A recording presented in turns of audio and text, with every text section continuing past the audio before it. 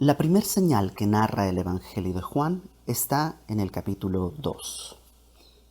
Al tercer día se hicieron unas bodas en Caná de Galilea, y estaba allí la madre de Jesús. Y fueron también invitados a las bodas Jesús y sus discípulos. Y faltando el vino, la madre de Jesús le dijo: no tienen vino. Por supuesto, se entiende que no solamente le está informando que no tienen vino, sino que le está pidiendo a Jesús que haga algo. Jesús le dijo: ¿qué tienes conmigo, mujer? Aún no ha venido mi hora. Jesús no está siendo irrespetuoso, simplemente le está diciendo a su mamá que no es el tiempo en que Él revele lo que Él va a llevar a hacer. Pero, versículo 5, en ese momento su madre dijo a los que servían: haced todo lo que os dijere. Y estaban allí 6 tinajas de piedra para agua conforme al rito de la purificación de los judíos, en cada una de las cuales cabían 2 o 3 cántaros. Más o menos, en cada cántaro cabrían unos 20-30 litros de agua. Es decir, que había muchísima agua por llenar en esas tinajas. Jesús les dijo: llenad estas tinajas de agua, y las llenaron hasta arriba. Entonces les dijo: sacad ahora y llevadlo al maestresala, y se lo llevaron.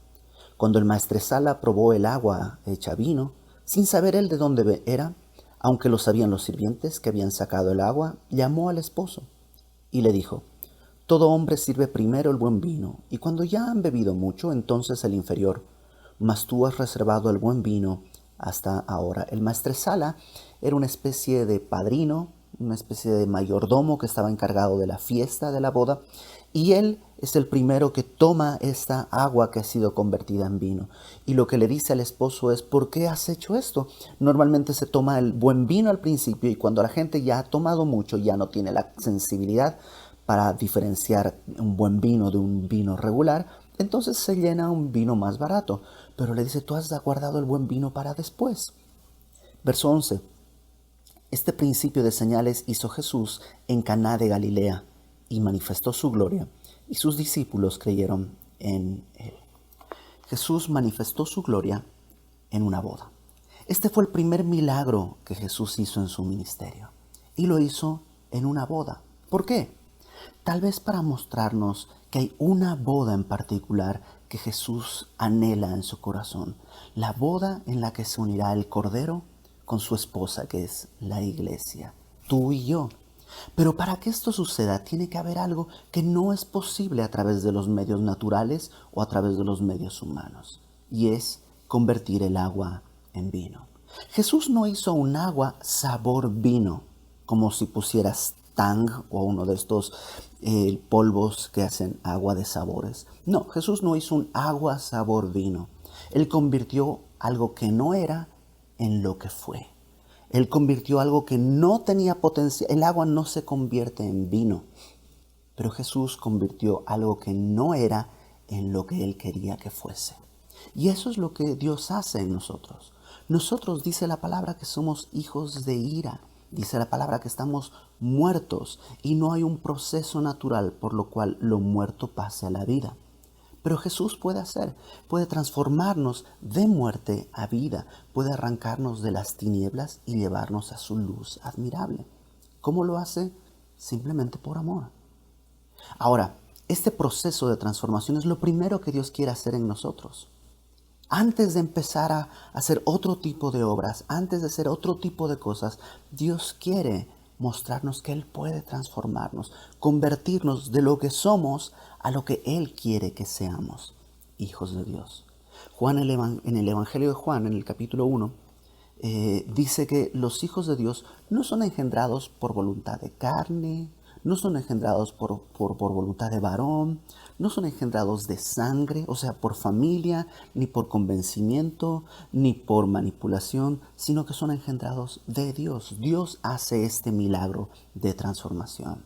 Nosotros no podemos hacerlo. Ninguno de los siervos de esa fiesta podía convertir el agua en vino. Nadie podía hacer eso. Pero sí podían hacer 2 cosas. Número 1, escucharle. Número 2, obedecerle. Y tal vez una tercera cosa, perseverar. Escucharle porque Jesús dijo: hagan esto. Obedecerle porque no solo lo oyeron, sino que lo pusieron por obra. Y tercero, perseverar porque llenaron esas tinajas hasta el tope. ¿De qué las llenaron? De agua. Lo mismo podemos hacer tú y yo. Tú y yo no podemos transformarnos, pero podemos tomar agua hasta el tope. El agua de la palabra puede venir y abundar en nuestro corazón de tal manera que estemos rebosantes de agua. El Señor Jesús lo que puede hacer, lo va a hacer solamente Él. Pero tú y yo podemos llenarnos del agua de la palabra. Ahora, una advertencia final. Moisés, que representa la ley, la religión, los ritos vacíos, también convirtió el agua pero en sangre. Si tú te aferras a una serie de ritos religiosos, probablemente no vas a llegar a ningún lado. Dios no quiere que formemos una generación de hombres y mujeres disciplinados en una religión, sino hombres y mujeres apasionados por un Señor que los ha transformado y los ha amado.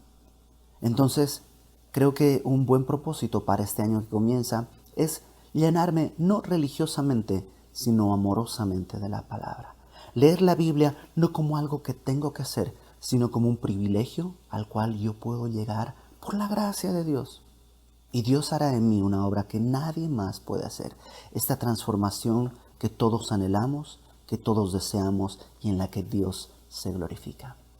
Que tengan un muy buen año y que el Señor en su gracia nos permita estar llenos de su palabra para dar abundante fruto que sea para la gloria de Dios. Gracias.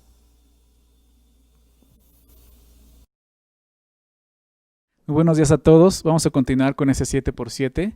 Vamos a ver el capítulo 4, acompáñame ahí, Juan capítulo 4, la segunda señal que hace Jesús. Y el verso 46, ahí comienza esto, la historia de un hombre que viene con una necesidad a Jesús. Y vamos a aprender de esto, de este hombre y lo que Jesús le enseña, ¿ok? Dice ahí en el verso 46, vino pues Jesús otra vez a Canaán de Galilea, donde había convertido el agua en vino. Y qué interesante, porque esa segunda señal lo hace en el mismo lugar donde hizo la primera señal, ¿verdad? El mismo lugar, Canaán de Galilea. Pero dice el texto, y había en Capernaum un oficial del rey cuyo hijo estaba enfermo. Vemos un hombre que no vivía en Canaán, este hombre vivía en Capernaum, esto estaba como 25 kilómetros de Canaán, de distancia, pero era un oficial del rey, un oficial, un hombre probablemente poderoso, ¿verdad? Pero con una necesidad muy grande. Su hijo estaba enfermo, ¿sí? ¿Cuántas veces Dios no hace esto? No importa quién seas, no importa cuán poderoso seas, Dios puede hacer esto para llamarnos, ¿verdad? Usar aún el dolor para llamarnos. Eso es lo que nos muestra esta historia. Es muy diferente a lo que vimos en el capítulo 2, ¿verdad? Porque ahí vimos unas bodas, vimos alegría, ¿verdad? Pero aquí vemos una necesidad, hay enfermedad. Entonces este hombre, vamos a ver qué dice el verso 47, cuando oyó que Jesús había llegado de Judea a Galilea, vino a él. Este hombre escucha que Jesús viene, ya empieza a ver cierta fama de Jesús, cierta popularidad. Entonces este hombre simplemente dice, ese hombre está ahí, Jesús está ahí, voy a él, voy a ir a verlo. Entonces desciende, va hacia Canaán, viajando 25 kilómetros, viene a él y dice, y le rogó que descendiese y sanase a su hijo, que estaba a punto de morir. Aquí vemos que realmente la enfermedad del hijo de este hombre era de muerte, ¿no? Y va y le ruega a Jesús. Fíjate, un hombre rico, poderoso, ¿no? Con una gran necesidad se humilla delante de Jesús, pero ve lo que responde Jesús. Entonces Jesús le dijo, si no viereis señales y prodigios, no creeréis. Al escuchar esto puede sonar fuerte y decir, qué insensible es Jesús. Este hombre, su hijo está muriendo. De repente Jesús le empieza a reprochar que solamente lo busca por los milagros, ¿no? Claro, mucha gente ya, para este entonces ya estaba buscando a Jesús solo por eso, ¿verdad? Como muchos buscan el día de hoy a Jesús. Pero ¿qué es lo que está haciendo Jesús? Realmente lo que Jesús es que la fe de este hombre sea una fe genuina, una fe que pueda realmente no solo salvar a su hijo sanándolo, sino salvarlos a él y a su familia de la muerte eterna, darles vida eterna. Por eso le dice, no creeréis. Vamos a ver cómo contesta el oficial. El oficial del rey le dijo, Señor, desciende antes que mi hijo muera. Y seguimos viendo fe. ¿Por qué? Porque no se ofende, ¿verdad? Cualquier otro hubiera dicho, no, ¿sabes qué? Voy a buscar otro curandero, no voy a ir a otro lugar, estoy perdiendo tiempo con este hombre. Pero este hombre, hay fe, está seguro, dice, Señor, desciende antes que mi hijo muera. Sin embargo, su fe le falta algo. Te voy a decir por qué. En primer lugar, porque este hombre piensa que Jesús tiene que ir, ¿sí?, al lugar físicamente donde está su hijo para que pueda sanarlo. Y en segundo lugar, Este hombre piensa que si su hijo muere, Jesús ya no va a poder hacer nada, ¿verdad? Claro que Jesús puede sanarlo a distancia, como vamos a ver, y aun si hubiera muerto, Jesús podría resucitarlo, ¿verdad? Pero es eso, a él le falta más conocimiento de quién es Jesús. Entonces, ¿qué ocurre? Pues al ver que este hombre le ruega nuevamente, se humilla y le pide nuevamente que descienda antes que su hijo muera, ¿qué hace Jesús? Verso 50. Jesús le dijo, ve, tu hijo vive. Solo eso. No hace más nada, ¿verdad? Vemos otras historias, otras sanidades de Jesús. Vemos a Jesús escupiendo en los ojos de un hombre, haciendo lodo, pidiéndole que vaya a un lugar, etc. Aquí solamente dice esto, ve, tu hijo vive. No hizo nada más. ¿Cómo responde el hombre? El hombre creyó la palabra que Jesús le dijo y se fue. Y esto es lo que Jesús quería. Que este hombre creyera, ¿qué cosa? La palabra que Jesús le dijo. Que creyera en su palabra. Esta es la fe genuina. Una fe puesta no en los milagros, ¿verdad? No en las señales, sino en Jesús, en su palabra, lo que Él dice. Este hombre se fue. Vamos a ver qué sucede. Verso 51. Cuando ya Él descendía, sus siervos salieron a recibirle, le dieron nuevas diciendo, tu hijo vive. Los siervos están sorprendidos, tu hijo mejoró y está vivo. Entonces Él les preguntó a qué hora había comenzado a estar mejor. Y le dijeron, ayer a las 7 le dejó la fiebre. Esto es muy interesante porque las 7 en el calendario, en el horario judío, es la 1 de la tarde. Y dice que esto ocurrió un día antes. O sea, este hombre está llegando al día siguiente a su casa. Ahora te digo que fue un viaje de 25 kilómetros. Un viaje que, en ese tiempo no había autos, pero yendo en su caballo o aún caminando hubiera hecho un viaje de 5 o 4 horas, ¿no? Este hombre pudo haberse ido inmediatamente a esa hora a su casa, haber llegado por la tarde, haber visto a su hijo, pero no, él se esperó, se tomó su tiempo. ¿Por qué? Porque él estaba creyendo en Jesús. Él sabía que iba a encontrar a su hijo sano y fue lo que halló. Por eso simplemente preguntó, no por duda, sino es una pregunta obvia, ¿cómo está mi hijo? ¿Cómo sucedió? ¿Verdad? Y vemos esa fe genuina. El padre entonces entendió que aquella era la hora en que Jesús le había dicho, tu hijo vive. Y creyó él con toda su casa. ¿Se dan cuenta? Qué interesante, porque el verso 50 dice, y el hombre creyó la palabra, pero aquí vuelve a repetir que él creyó. ¿Sí? ¿Qué es lo que creyó ahora? Creo que lo que creyó por segunda vez fue el poder de Dios. Primero creyó en la palabra, pero ahora está creyendo en lo poderoso. ¿Sí? Y no solo él, toda su casa. Qué interesante, una fe genuina, una fe sincera, puesta en el lugar correcto, es una fe que puede contagiar a otros. ¿Sí? Su casa creyó igual al ver esto que estaba sucediendo. Como te decía, en ese momento Jesús, sí, sanó a su hijo, pero también le dio vida a este hombre, una vida eterna por medio de la fe. Termina con esto, verso 54. Esta segunda señal hizo Jesús cuando fue de Judea a Galilea, ¿no? La segunda señal, la primera señal, vimos a Jesús convirtiendo el agua en vino, mostrando su poder también, pero aquí lo vemos sanando a un chico a distancia, ¿verdad? Mostrando su poder también, mostrando que Jesús no está limitado, Él puede obrar de cualquier manera porque Él es Dios. Recordemos esto, Él es todopoderoso y Él sigue obrando el día de hoy así en nuestras vidas, pero necesitamos tener una fe genuina en Él. Que Dios les bendiga, feliz año a todos. En Juan capítulo 5 encontramos la tercera señal del Evangelio de Juan, la sanidad del paralítico en el estanque de Betesda. Me gustaría leerlo, dice así. Después de estas cosas, había una fiesta de los judíos, y subió Jesús a Jerusalén. Y hay en Jerusalén, cerca de la puerta de las ovejas, un estanque llamado en hebreo Betesda, que quiere decir casa de misericordia, el cual tiene 5 pórticos. En estos yacía una multitud de enfermos, ciegos, cojos y paralíticos que esperaban el movimiento del agua, porque un ángel descendía de tiempo en tiempo al estanque y agitaba el agua, y el que primero descendía al estanque después del movimiento del agua, quedaba sano de cualquier enfermedad que tuviese. Y había allí un hombre que hacía 38 años que estaba enfermo. Cuando Jesús lo vio acostado y supo que llevaba ya mucho tiempo así, le dijo, ¿quieres ser sano? Señor, le respondió el enfermo, no tengo quien me meta en el estanque cuando se agita el agua, y entre tanto que yo voy, otro desciende antes que yo. Jesús le dijo, levántate, toma tu lecho y anda. Y al instante aquel hombre fue sanado y tomó su lecho y anduvo. Y era día de reposo aquel día. Me llama mucho la atención el momento y el lugar en donde Jesús lleva a cabo esta señal. El momento, porque es durante una festividad de los judíos.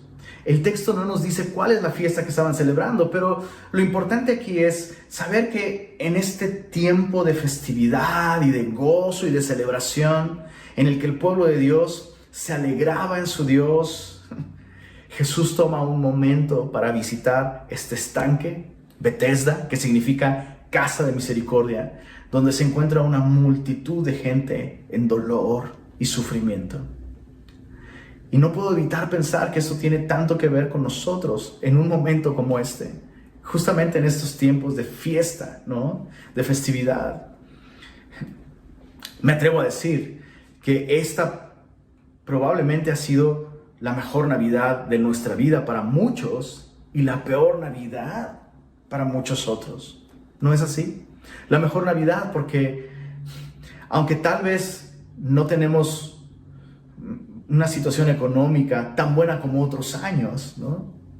Y porque aunque tal vez no nos hemos podido reunir con nuestra familia como en otros años, estamos más conscientes y más agradecidos con el cuidado de Dios y la provisión de Dios. ¿Se entiende lo que estoy diciendo? Pero también esta ha sido tal vez la peor Navidad para muchos otros. Y no puedo evitar pensar que, así como estos hombres que están cerca de la puerta de las ovejas, por donde se llevaban las ovejas para los sacrificios, podían identificar ya es el momento de la fiesta y podían escuchar las alabanzas y la algarabía y el gozo del pueblo mientras ellos están en sufrimiento y probablemente ellos se preguntan, ¿dónde está Dios? Bueno, lo que aprendo de Jesús es que Él está en estos dos lugares. Él está con aquellos que festejan y que tienen condiciones apropiadas para alegrarse en Dios y agradecer. Pero también está con estos que se encuentran en tanto sufrimiento, en tanto dolor y en enfermedad. Tenemos un Dios que no solo nos invita a reír con los que rían y llorar con los que lloran. Tenemos un Dios que es capaz de reír con los que ríen y llorar con los que lloran. Jesús visitó a todos estos, no sanó a todos, pero Jesús los visitó a todos ellos. Tal vez ellos no lo sabían, pero el Dios bendito, el Dios que los había creado, el Dios que estaba a punto de ir a pagar por sus pecados en la cruz del Calvario, física, presencialmente estaba allí. Y si tú te has preguntado, especialmente en estas fiestas, ¿dónde está Dios? Dios está allí. Dios no te ha olvidado. Y muchas veces la enfermedad se vuelve el punto de encuentro con la gracia de Dios. Así como no valoramos tanto la salud como cuando la perdemos, creo que también no valoramos tanto el consuelo, la presencia de Dios en nuestra vida, su palabra, como cuando nos encontramos en un momento de enfermedad y de debilidad. Así que Él está allí. Ahora, Jesús no va a sanar a todos. Y antes de ver la sanidad de este hombre, déjame explicarte algo. Jesús va a sanar físicamente a este hombre. Pero esto es una señal que apunta a una verdad espiritual mucho más grande. La Biblia nos dice que el hombre se encuentra muerto en delitos y pecados. Así que esta condición de parálisis de este hombre refleja muy bien la condición espiritual de todos los hombres. Así como la parálisis le impedía a este hombre hacer una vida normal. O sea, espiritualmente no existe este concepto de habilidades diferentes. No. El hombre está muerto en delitos y pecados. El hombre está inválido espiritualmente. Y tal vez, así como este hombre, tú llevas 38 días o 38 semanas o tal vez 38 años como este hombre en el lugar correcto, casa de misericordia, con acceso a los recursos espirituales correctos, las aguas de la palabra, que por el toque celestial al moverse dan vida a otros. Y tal vez por 38 años has estado en la iglesia escuchando estudios bíblicos, viendo cómo las vidas de otros son transformadas y tu propia vida no es transformada, y te preguntas ¿por qué? Bueno, la pregunta de Jesús revela mucho acerca del por qué. Jesús le pregunta, ¿quieres ser sano? Le pregunta a este hombre. Esa pregunta podría ser insensible o incluso ofensiva, pero revela algo muy importante. La fe de este hombre se encontraba en el estanque, se encontraba en el ángel, se encontraba en otros. Es que otros no me ayudan, es que no tengo quien me ayude a bajar, es que las aguas se mueven cuando yo no puedo bajar y yo estoy lejos. Y la fe de este hombre se encuentra en todos estos lugares, pero frente a él se encuentra aquel que no necesita que un ángel toque las aguas. Frente a él se encuentra aquel que no necesita cargarlo y llevarlo a un estanque para salvarle, para sanarle. Y Jesús le pregunta, ¿quieres ser sano? No tengo quien me baje. No te pregunto eso. ¿Quieres ser sano? Es que cuando yo me esfuerzo y yo ya no llego. No te pregunté esto. ¿Quieres ser sano? ¿Qué vas a contestar tú el día de hoy? Termino con esta reflexión. Veo en esta casa de misericordia un ejemplo de la iglesia. Somos una multitud de gente que, estando rota y todos nosotros siendo pecadores, necesitamos de la gracia de Dios y de la bondad de Dios, porque todos hemos pecado. Y muchas veces la gente va a la iglesia buscando que la iglesia le dé lo que solo Jesús puede dar. Ojo, no estoy diciendo que seamos negligentes y que descuidemos las obras de misericordia y el ayudarnos unos a otros. Hagamos eso, pero la salvación es solamente del Señor.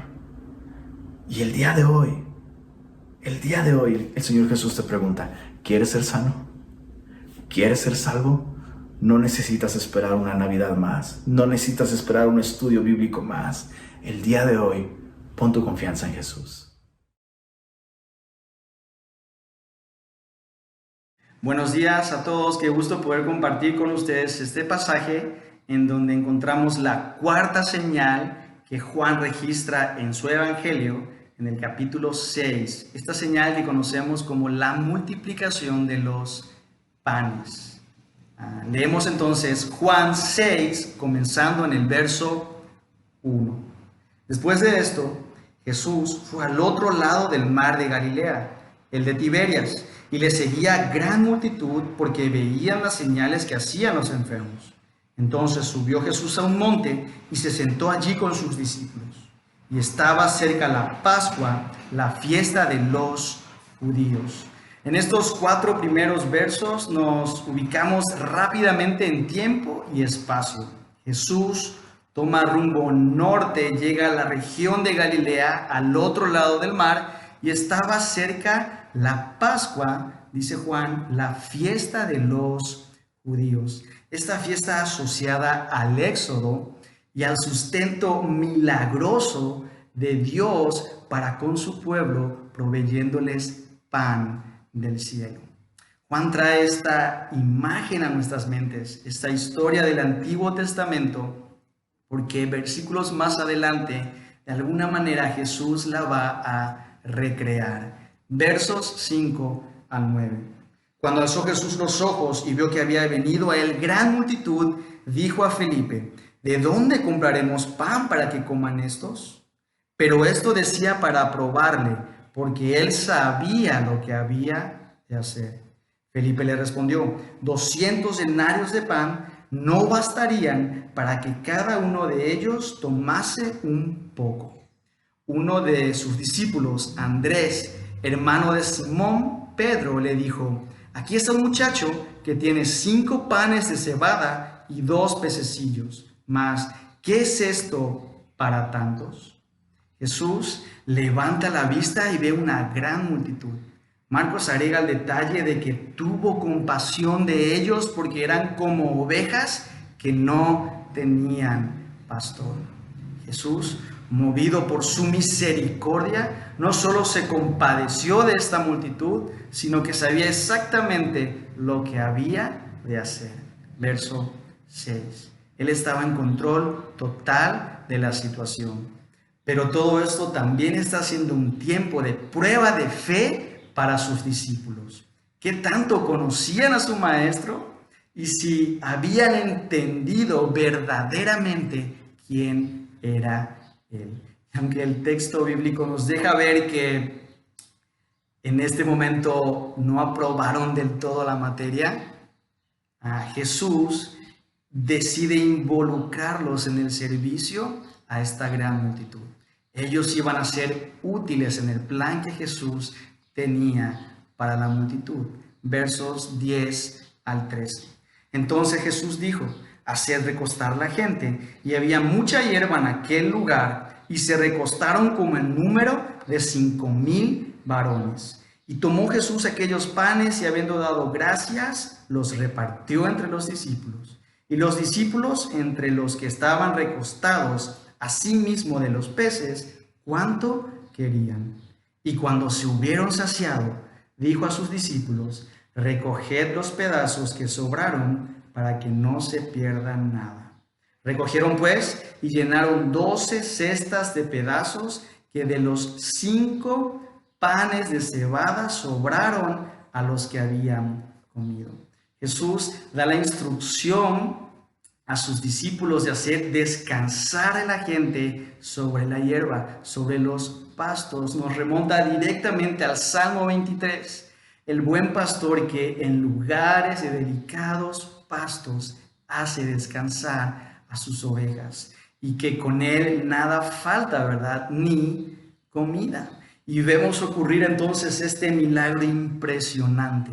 Jesús ora y de repente hay pan en abundancia para todos. Jesús espera que estos se sacien y luego manda a sus discípulos a recoger lo que de los pedazos de los 5 panes de cebada habían sobrado. Sí, yo sé que la aritmética en este pasaje está un poco difícil de calcularla y comprenderla, pero al parecer a Jesús no le costó mucho. Solo tomó estos panes en sus manos y dio gracias a Dios. Ahora, el resultado de esta impresionante señal lo leemos en el verso 14. Aquellos hombres entonces, viendo la señal que Jesús había hecho, dijeron: este verdaderamente es el profeta que había de venir al mundo. Estos hombres sí llegaron hasta, si se quiere decir, a una correcta interpretación mesiánica de esta señal. En Deuteronomio 18:15 leemos que Moisés predijo la venida de un profeta de Dios, como yo, dice Moisés, y a él oiréis. Y ahora todo cobra color y sentido en el relato. A tiempo de Pascua, una gran multitud, un libertador que es enviado por Dios, que de repente hace que todos tengan pan de manera milagrosa. Qué impresionante, ¿verdad? Ahora, para terminar y meditar en este pasaje, estas señales apuntan definitivamente a la identidad de Jesús como el enviado de Dios. Pero esta historia de Jesús alimentando miles de personas continúa al día siguiente en el relato del capítulo 6 de Juan, cuando van de nuevo tras él y le piden más pan. Y es entonces cuando Jesús aprovecha la oportunidad para declarar que Él es el verdadero pan, el pan de vida que descendió del cielo y que solo Él puede saciarles realmente. Esta señal apunta principalmente a que Jesús puede satisfacer la necesidad primaria del hombre, la interna, la del corazón.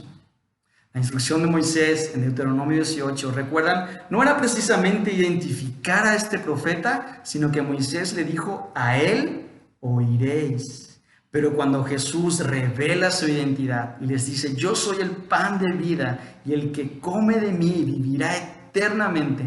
Muchos dijeron: dura es esta palabra, ¿quién la puede oír? Y desde entonces muchos volvieron atrás y ya no andaban con él. Juan 6, 60 y 66. Qué increíble, ¿verdad?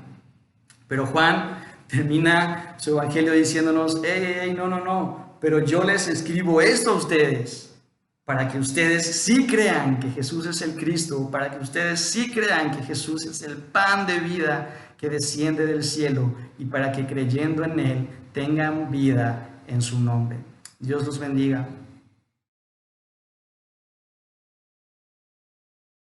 El siguiente milagro que encontramos en el Evangelio de Juan está en el capítulo 6, versos 16 al 21, que es el momento cuando Jesús camina sobre el mar. Y el texto dice que al anochecer descendieron sus discípulos al mar y entrando en una barca iban cruzando el mar hacia Capernaum.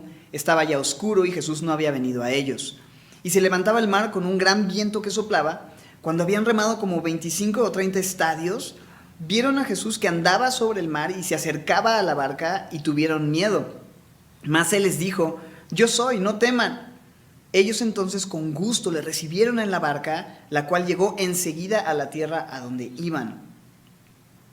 Vemos en otros relatos de este mismo evento, en otros evangelios, que Jesús fue justamente quien puso a los discípulos en la barca para cruzar el mar de Galilea, mientras él se quedó a despedir a la multitud, porque esto sucede después de la alimentación de los 5,000, y después él iba a subir a un monte a orar. Más tarde los alcanzaría. Por otra parte, el mar de Galilea es más bien un lago que era, y aún el día de hoy, es bien conocido por sus tormentas repentinas y violentas. Y estas tormentas pues eran incluso peligrosas también para pescadores experimentados como algunos de estos discípulos.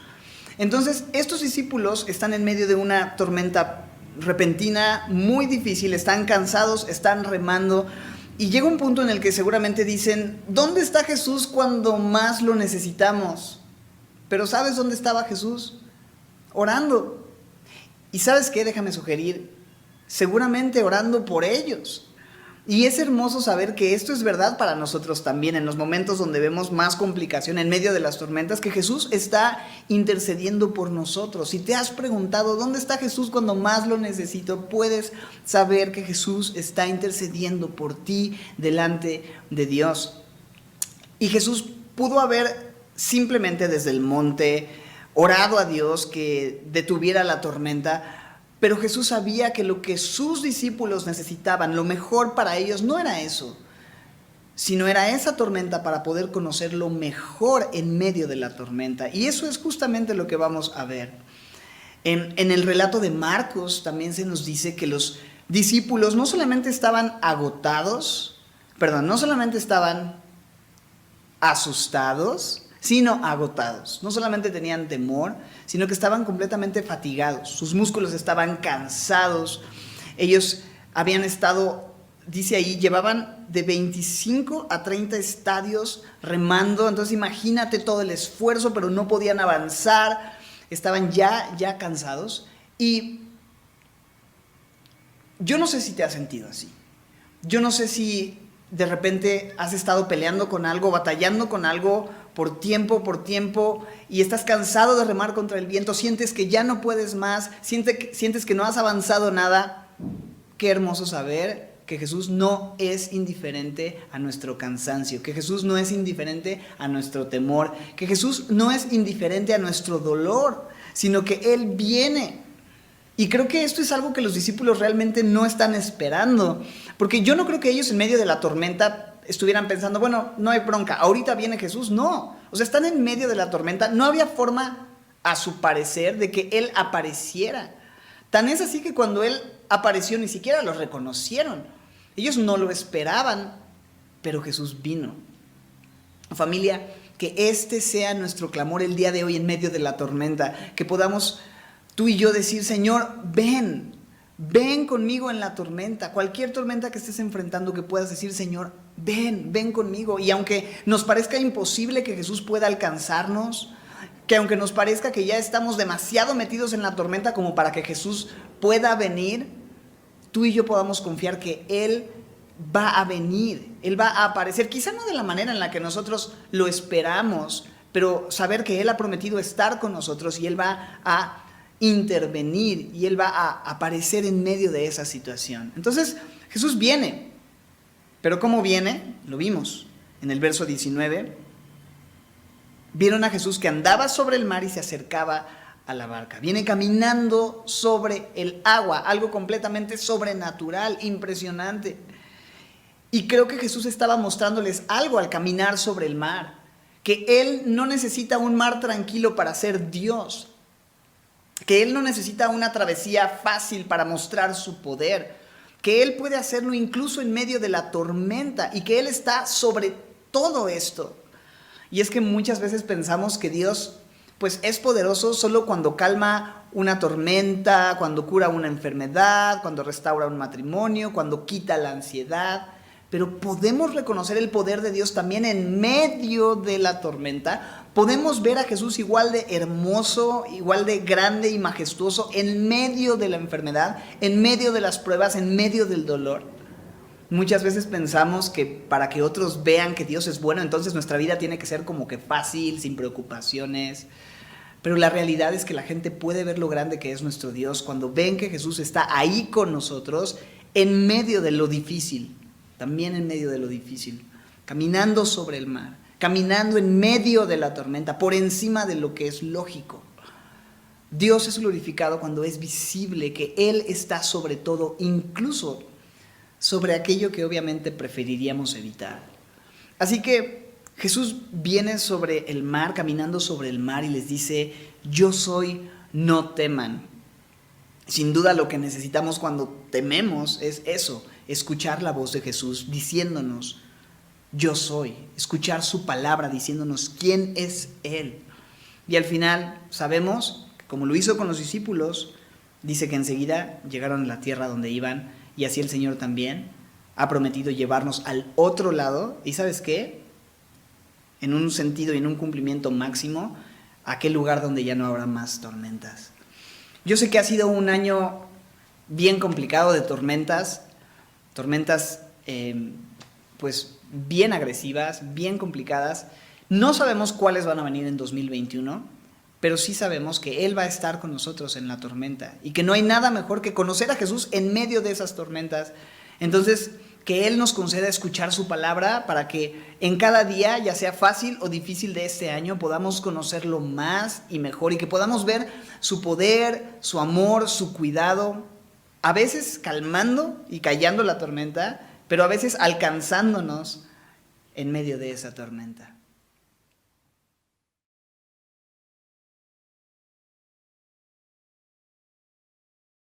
Hola familia, ¿cómo están? Qué gusto estar en un 7x7 más. Dios ha sido muy bueno. Dios ha sido muy bueno y nos ha permitido llegar hasta el día de hoy. Bueno, a mí me tocó compartir acerca de la historia del ciego de nacimiento. Hemos tenido oportunidad de escuchar el día de hoy de los varios milagros que Jesús hizo en el Evangelio de Juan, aunque Juan no le llama milagros, les llama señales. Y hay una razón. Eso es lo que son, señales. Señales que apuntan a una realidad mayor. Señales que apuntan a la compasión de Dios. Dios estaba mostrando su compasión con estas personas dolidas y quebrantadas. Pero también eran una señal que apuntaba a quién es Jesús. Era una plataforma en la que Jesús podía, a través de esta señal, dar un mensaje y darse a conocer, revelar más de quién es Él, como aquel que ha sido enviado por Dios para traer salvación y esperanza.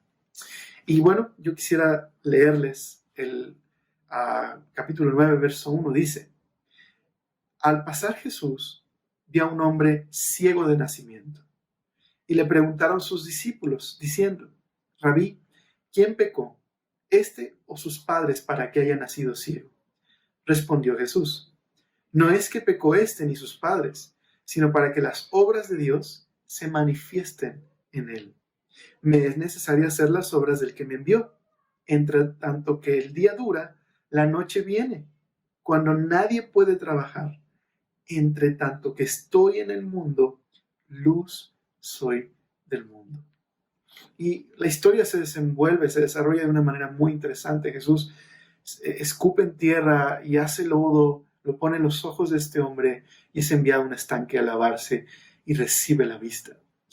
Se hace toda una controversia en la comunidad y toda una investigación en la que al final los líderes rechazan a Jesús, pero este hombre ciego no solo ya ahora ha recibido la vista, sino que cree en Jesús y le adora. Así que, digámoslo así, no solo recibió la vista, sino recibió la vida, recibió vista espiritual, mientras que estos líderes mostraron que estaban ciegos al no reconocer a Jesús. Ahora, hay algo muy interesante a considerar en esta historia. ¿Qué significaría para este hombre ciego de nacimiento vivir en su comunidad? ¿Cuál sería su condición social? Bueno, sabemos que era un hombre conocido, su familia era conocida por la comunidad e incluso había tenido que mendigar debido a su condición física. Así que de las muchas historias que hay en Juan, esta es una que explora el tema del sufrimiento y el dolor de una manera muy importante. Y particularmente en esta historia, los discípulos, así como los líderes religiosos, conectaron el problema, la enfermedad de este hombre, con el pecado. Incluso los discípulos preguntan si esto se debía al pecado del hombre o al de sus padres. Así que digamos que ellos pensaban así: si hay algo que parece ser injusto que le ha ocurrido a una persona, y nosotros sabemos que Dios es bueno y justo, entonces algo debió haber hecho este hombre o sus padres para que esté sufriendo. Quizás un pecado secreto. Pero Jesús rechaza completamente estas conclusiones y les muestra que el asunto es mucho más complejo. Vivimos en un mundo roto, en un mundo donde por causa del pecado hay rebelión, hay enfermedad, hay muerte. Pero no significa que cada enfermedad que sufre una persona sea una retribución de parte de Dios o un castigo por algún pecado secreto. El pecado no ha atado de manos a un Dios que es bueno, que es luz, que es justicia y que está obrando en el mundo a pesar de la condición del mundo de rebelión y pecado con un propósito: traer salvación. Así que, como dijo un comentarista, tenemos que quitarnos esta imagen de si soy bueno siempre me irá bien, pero los que sufren sin duda son malos, están recibiendo lo que merecen.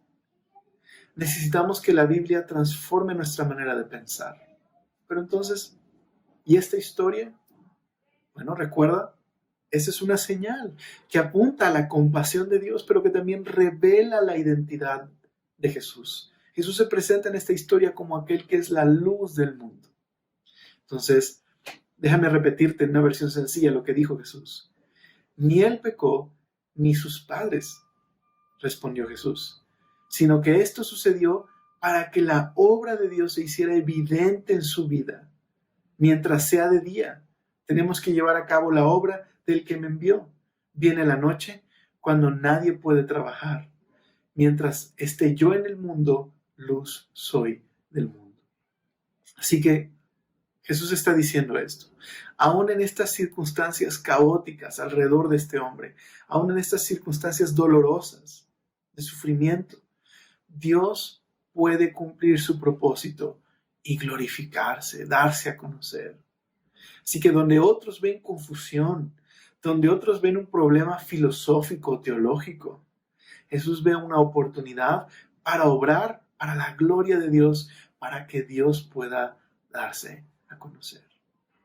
Al final este hombre no solo recibió, por lo tanto, la sanidad física, sino recibió la vida que ofrece Jesús.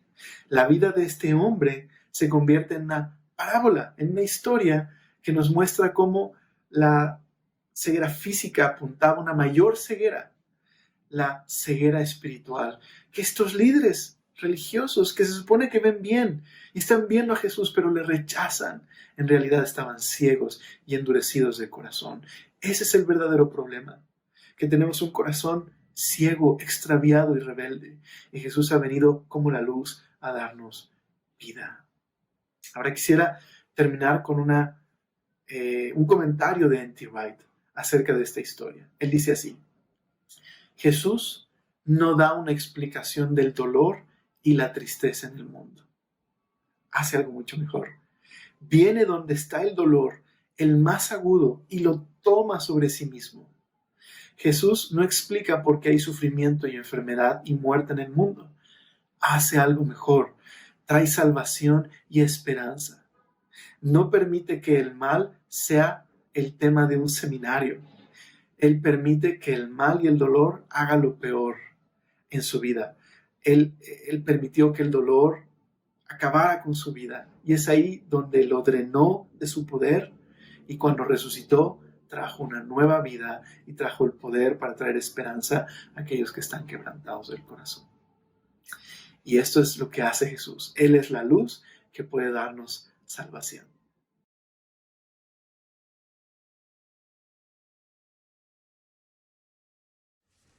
Hemos visto ya 6 señales, 6 milagros de Jesús contenidos en este evangelio, el evangelio de Juan. Y cada una de esas señales nos muestran el poder de Jesús sobre distintas cosas. Ahora me ha tocado a mí esta 7ª señal. Yo quisiera leerte un versículo en Juan capítulo 11, en el versículo 43. Dice así: y habiendo dicho esto, clamó a gran voz: Lázaro, ven fuera. Creo que ya te diste cuenta cuál es la historia que a mí me ha tocado y la señal que me ha tocado. El momento en que Jesús resucita a Lázaro, lo saca de la tumba. Estas palabras son muy intensas y muy fuertes. Dice que lo exclamó a gran voz.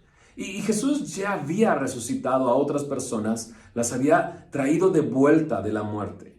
A una pequeñita, la hija de Jairo, se le acercó, le tomó la mano y le dijo: Talita cumi. A ti te digo, niña, levántate. Y la levantó. Pero esa niña acababa de morir. Y también otro joven, un joven hijo de una viuda en Naín. Jesús entra a esta ciudad de Naín y ve una procesión y llevan a este joven muerto. Y Jesús se acerca, lo toca y lo levanta.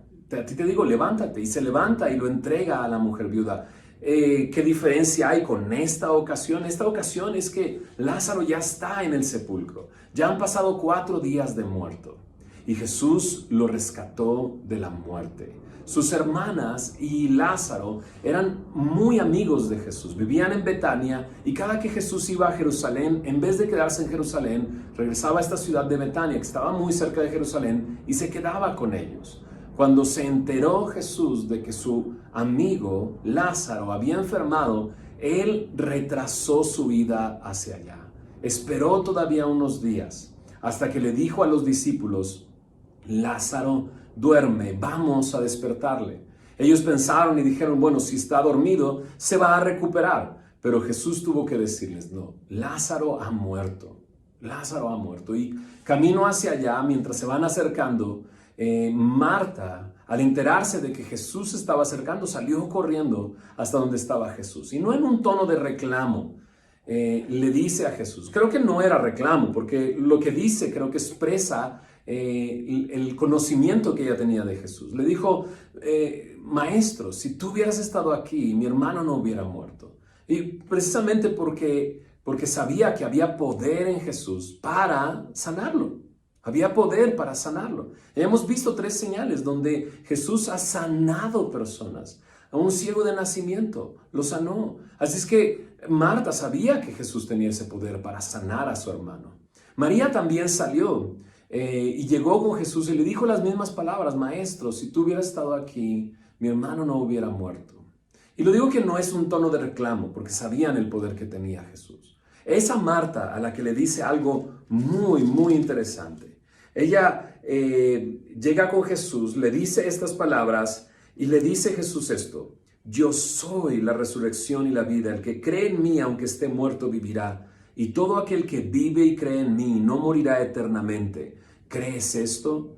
Ella le contestó: sí, Señor, yo he creído que tú eres el Cristo, el Hijo de Dios, que has venido al mundo. Y es que Jesús estaba expresando eso, lo que había venido a hacer al mundo. a detener a la muerte, a destruir al pecado y destruir la muerte. Y Jesús se expresó de esa manera. Y es muy claro lo que dice: el que cree en mí, aunque esté muerto, vivirá. Muchos de nosotros hemos creído en el Señor Jesús y ahora tenemos vida eterna. En el versículo 28 dice: aquel que vive y cree en mí no morirá eternamente. Esta es la esperanza que tenemos en el Señor. Por eso Jesús termina diciendo: ¿crees esto? Qué pregunta tan importante. ¿Crees esto? Muchos nos hemos recibido por gracia la vida eterna por medio de Jesús al creer en esto, al creer que Él es el Hijo de Dios. Pero yo quiero hacer un énfasis en este cierre del 7x7 porque quiero que veas a los discípulos. O sea, muchos de nosotros ya hemos creído y tenemos vida eterna. Y si no lo has hecho, cree en el Señor Jesús y Él te dará vida eterna. Esta es una promesa que Él ha hecho y confiamos que su palabra es verdad. Hemos visto que su palabra es verdad. Si crees, tendrás vida y no morirás eternamente. Él puede librarte del pecado y de la muerte eterna. Pero yo quisiera que notes qué es lo que estaban haciendo los discípulos. Porque muchos de nosotros somos sus discípulos. Hemos conocido al Señor, hemos entregado nuestra vida a Él y estamos caminando y queremos seguirle. Y este año 2021 queremos seguir siendo esos discípulos que van cerca del Señor Jesús, viendo las maravillas que hace. Los discípulos estaban acompañándole cuando Él recibió esta noticia. Recibió la noticia de que estaba enfermo. Y Jesús dijo estas palabras: esta enfermedad no es para muerte, sino para la gloria de Dios, para que el Hijo de Dios sea glorificado por ella. Entonces Jesús pasó varios días y entonces ya les dijo: ¿saben qué? Lázaro ha muerto. Me sorprende esto. No, esta enfermedad no es para muerte, sino para la gloria de Dios. Y nos damos cuenta que murió, pero para la gloria de Dios lo resucitó, mostrando que Jesús tiene el poder sobre la muerte. Pero después Él dice estas palabras: Lázaro ha muerto, y me alegro por vosotros de no haber estado allí para que creáis, mas vamos a Él. ¿Qué estaban haciendo los discípulos? Bueno, los discípulos estaban acompañando a Jesús. Pero ¿qué es lo que quería Jesús que aprendieran ellos al ver esto, al no estar ahí, para que entonces llegara y Jesús le levantara de los muertos para que crean? ¿Sabes? Dios hace señales en nuestra vida para aumentar nuestra fe y creer en Él y apuntar hacia Jesús. Está comenzando el año 2021 y después del año 2020 todos nos preguntamos qué va a suceder, qué va a pasar. Y quiero que pienses en esto: todas las cosas Dios las ha preparado para su gloria y para su honra. Él las ha preparado para eso. Y no podemos asegurar qué es lo que pueda sucedernos en este 2021 a cada uno de nosotros, qué es lo que le pueda suceder a nuestras familias. Pero Dios quiere que veas esto y te llenes de fe y crezcas en fe y tu fe sea profunda.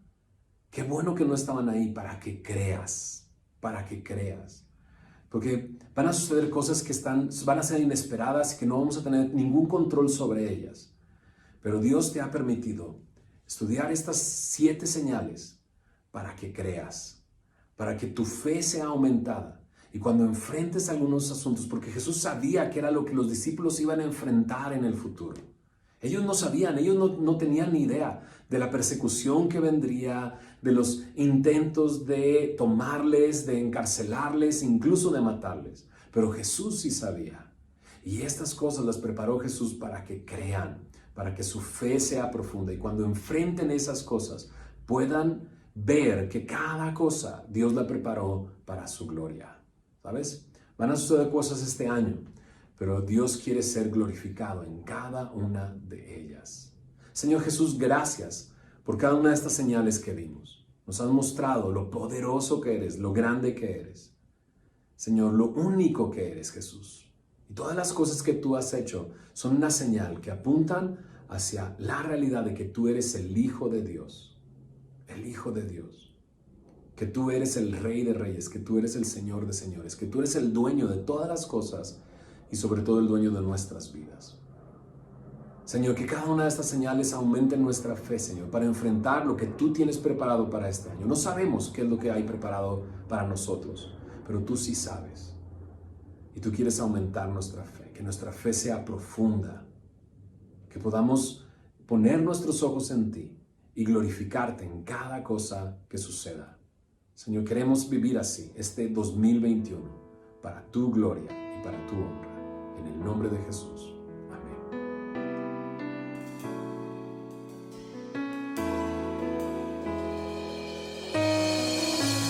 Desesperaría,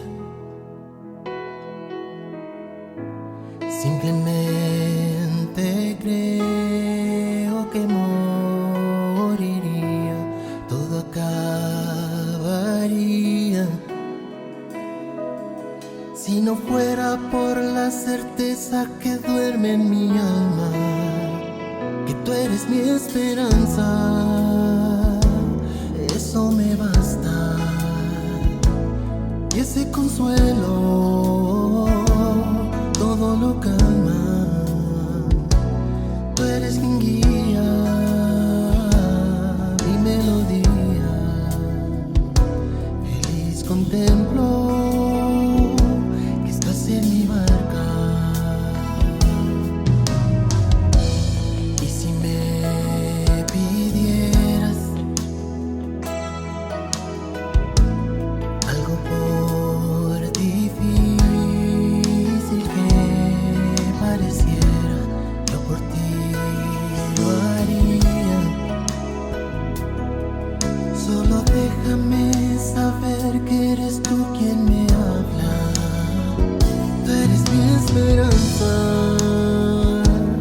eso me basta. Y ese consuelo todo lo calma, que tú eres quien guía mi melodía. Feliz contemplo que estás en mi barca. Tú eres la razón de mi existencia, la respuesta a mi porqué. En ti mi identidad tiene sentido, porque un día te veré. Y pase lo que pase, merece la pena por verte un día y descubrir que fui creado para ti. Fui creado para ti.